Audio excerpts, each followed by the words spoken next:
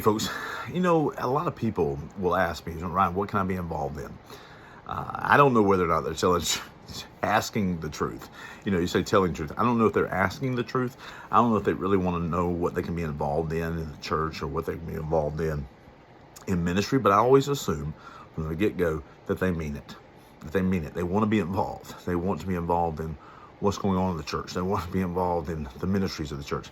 I always just take that as what it sounds like. It's like, man, yeah, we can figure out somewhere for you to be involved.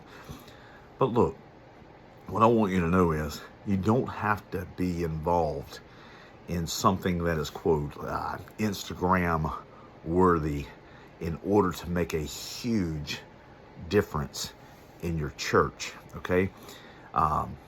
Obviously, there are people who do all sorts of things in the church, and every one of them is needed. I believe I speak for all pastors.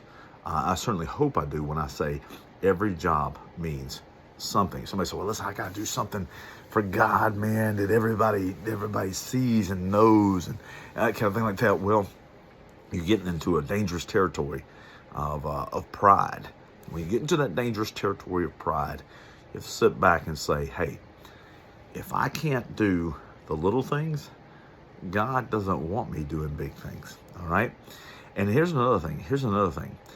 To be behind the scenes and to be used, there are an awful lot of people. Man, I get shocked sometimes. I wonder where someone is in the sanctuary. The other day, I had a friend of mine, in our congregation, and I was like, man, where has he been? I was asked the family. It was been back in the AV. He's been working in the audio visual and helping with that. I was like, my goodness gracious, what? And I thanked him so much for it. And I said, man, I got to miss him. He said, well, I'm just glad to be missed. I said, but no, I love it that you're back here. You don't have to be doing things up on the stage. You don't have to be doing, in fact, let me tell you something, guys. Let me be honest with you, okay? If you're seeking to be seen like that, then there's some issue with that, okay? Obviously, there are people who have the gift of gab and all that kind of thing like that. But here's the problem. The Bible teaches us that they get the reward, or I get my reward from being seen. This right here.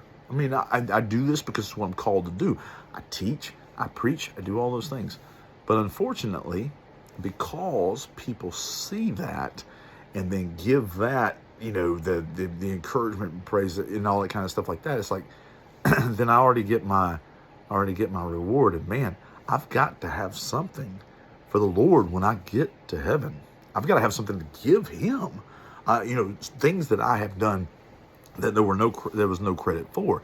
Often we'll send videos or we'll show pictures of ramps and things that we built for the needy, or we'll show what the church is involved in, and we do that. Now it's like 1/100th of what we actually are involved in, but we do that not to bring glory to ourselves, but to bring glory to God, and say, listen, this is your tithing.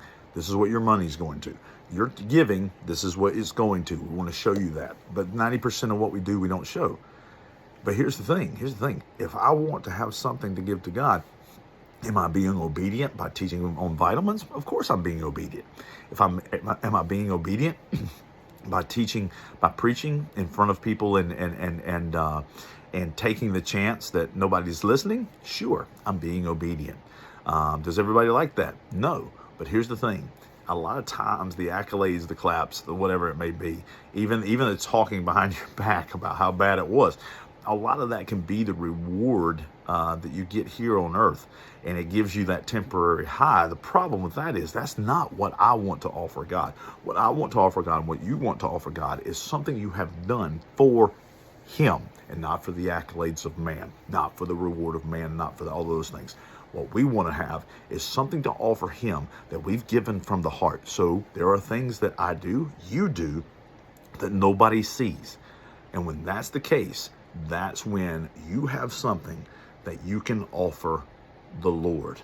So can the church use you in the capacity, in any capacity whatsoever, from picking up trash to cleaning the kitchen to helping serve in the kitchen to greeters to, AV to choir to children's church to nursery to, every youth, there are hundreds of areas God can use you.